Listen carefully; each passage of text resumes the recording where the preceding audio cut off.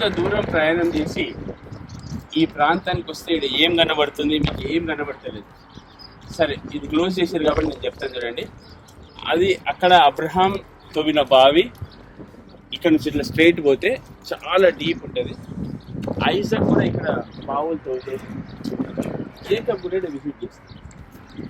So ఇంత దూరం వచ్చి బావులు చూడడానికి వచ్చినామా ఒకటి.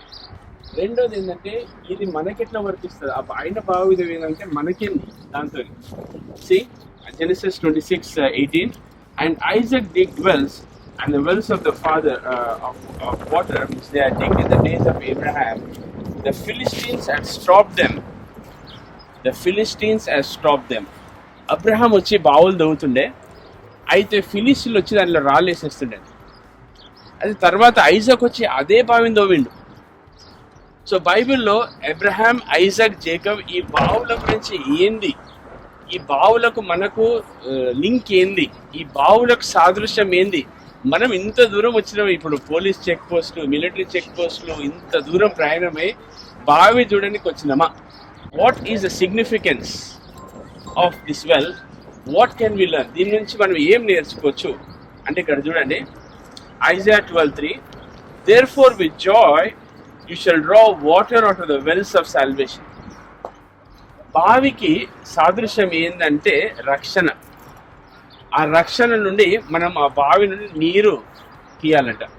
రెండోది చూడండి, బావి దేనికి సాదృశ్యం అంటే బైబిల్లో ఎప్పుడైతే ఒక విశ్వాసి ప్రార్థన జీవితం ఆగిపోతుందో ఆ బావిలో నీళ్ళు ఎండిపోతుంది.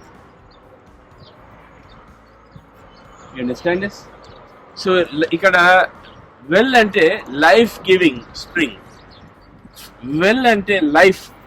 సో ఎప్పుడైతే ఒక విశ్వాసి ప్రార్థన జీవితం ఆపేస్తాడో ఆయన బావి ఎండిపోవడం స్టార్ట్ అవుతుంది. ఆయన బావి ఎండిపోతే ఏమవుతుందంటే చూడండి, go to Jeremiah chapter 38 verse 10. Jeremiah 38 verse 8. They took Jeremiah out of the well from the prison.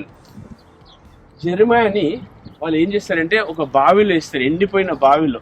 అది ప్రిజన్ అయిపోతుంది. సో ఎప్పుడైతే ప్రార్థన జీవితం ఆగిపోతుందో you have to learn this throughout your life. ప్రతిరోజు ఒక్క రోజు కూడా ఆపకుండా, ఒకవేళ ప్రార్థన జీవితం ఆగిపోతే ఆ బావి ఎండిపోతుంది. ఆ బావి ఎండిపోతే that will become a prison. Okay. Second, యేసుప్రభు ఏమన్నాడు? My house will be called the house of prayer, but you have made it a den of thieves.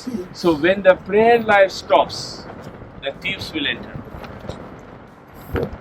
No matter how busy you are, no matter how occupied you are, the well should continue to flow. It should not stop. Understand?